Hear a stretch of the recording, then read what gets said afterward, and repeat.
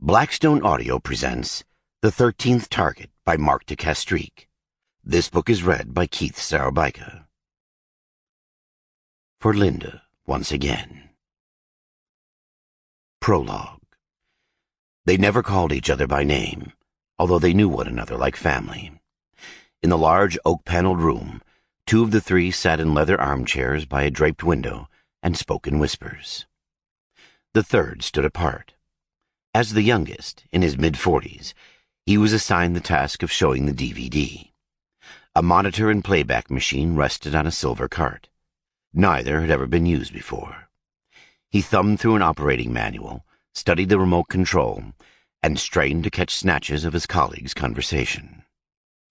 Rain beating against the window obliterated not only the words, but the language. At times he thought they were speaking German, at other times French. Occasionally, Arabic laced the phrases. The woman's voice was higher-pitched and more difficult to discern. The man holding the remote read the manual's instructions in Spanish, but only because it had opened to that section. A faint squeal of a dry hinge came from the single door to the room. The man looked up from the manual and saw a thin, stooped figure slip inside.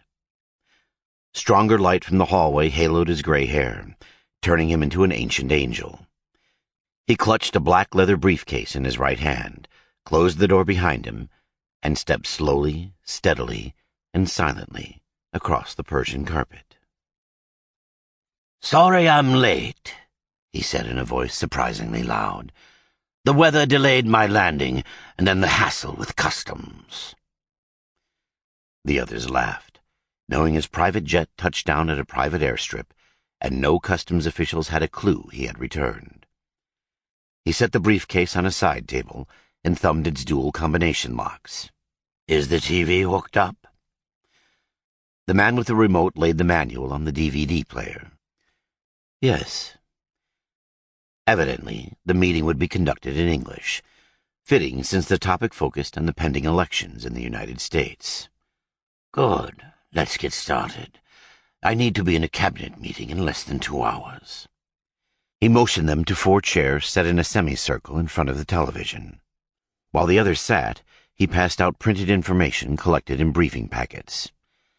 "The DVD is in the inside pocket of yours," he told the man with the remote. "But I have a few things to say first." The others gave him their full attention, keeping the binders unopened in their laps. His posture straightened as energy overcame age, fueled by the passion of his commitment. Sample complete. Ready to continue?